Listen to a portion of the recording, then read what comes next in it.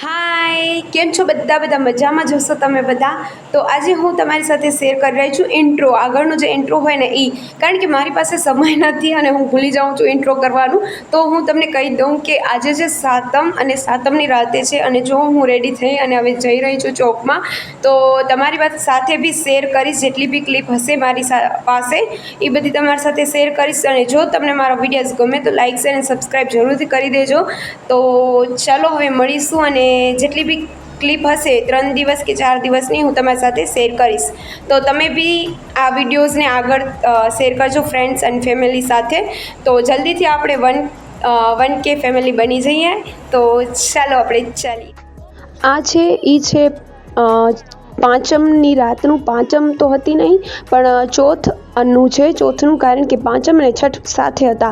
તો આ છે ચોથના દિવસનું. તો ચોથના દિવસે એટલા બધા લોકો નહોતા, કારણ કે બધા ગામમાં છઠથી આવે છે. અમારા ગામની અંદર બારે જે લોકો લેતા હોય એ, પણ જેટલા બી હતા એટલા ઘણા હતા, અને સારો પ્રોગ્રામ થઈ ગયો તે દિવસે બી.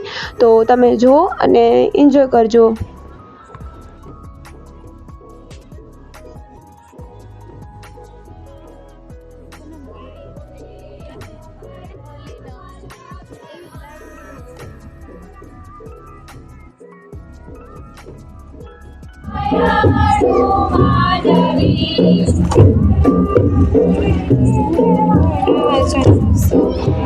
અહીં પાસે બધા રમી રહ્યા છે, બીજી ગેમ રમતા હતા.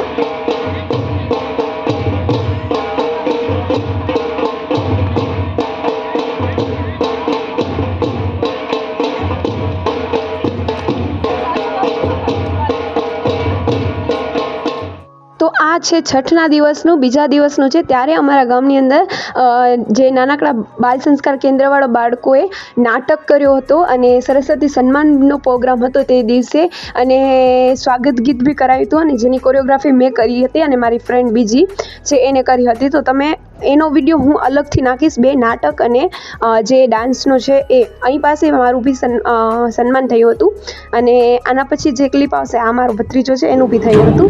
પછી અમે છઠના દિવસે પાછળથી ગરબા નહીં રમ્યા હતા, કારણ કે બહાર બહુ જ વરસાદ હતો તે દિવસે. તો પછી અમે અંદર રમ્યા હતા. તો પછી તો બધા દિવસ જ પ્રોગ્રામ વરસાદે બધો બગાડ્યો, એટલે બધા દિવસે અમે અંદર જ રમ્યા હતા સમાજવાડીની અંદર. તો તમે જુઓ, અને હવે બધી ક્લિપ સમાજવાડીની અંદરની જ આવશે.